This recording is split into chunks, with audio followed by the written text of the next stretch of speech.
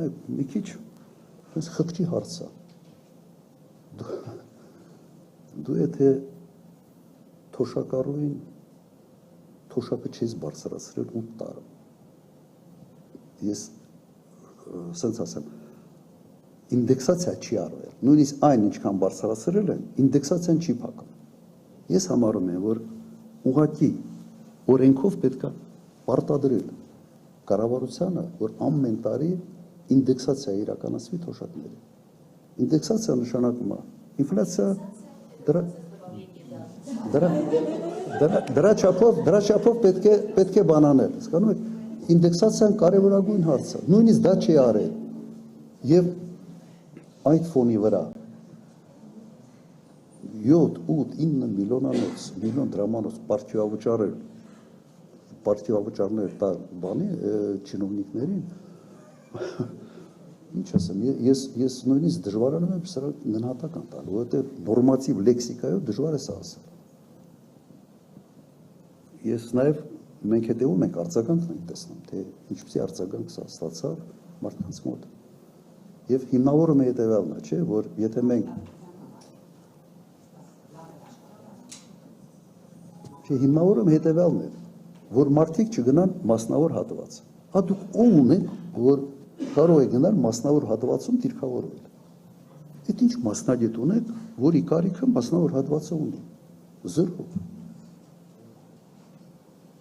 Կամ եթե մեծ փող ես տալիս, այդ ինչ մասնագետի համար ես դու այդ փողը, այդ մեծ գումարները տալիս։ 3 միլիարդ դրամ տալ։ Սենց ասեմ, համարում եմ ընտրություններից հետո ով գա իշխանության, առաջի հարցը պետք է այդ կարգի պարտիավճարներ ուղղակի արգելի, օրենքներով։ Չի կարող մի մարդ ցենց նստի եւ իր ցանկության բաներ բաժանի, փողեր բաժանի։ Ու խոսքը չի գնում միջին օղակի մասին քաղցարարության, հավալ է նրանց։ Խոսքը գնում է վերնախավի օրենքով արգելել նման կարգի փողեր բաժանել։ Սա կոռուպցիայի բան է, ֆանտաստիկ դրսևորում է, օրինականացրած կոռուպցիայի։ Նայեք, մեր մոտ միջին կյանքի տևողությունը, եթե չեմ սխալվում, 78 տարեկան, չէ, 78, 79, մոտարապես այսքան է։ Թոշակառուն անցնում է թոշակի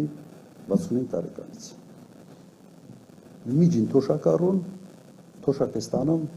13-14 տարի։ Հիմա այդ ստացած թոշակը, միջին կենսաթոշակը բազմապատկեք եւ դուք կտեսնեք, որ մի հատ ստորագրությամբ նախարարը ստացել է շատ ավելի փող, քան կենսաթոշակառուն ամբողջ իր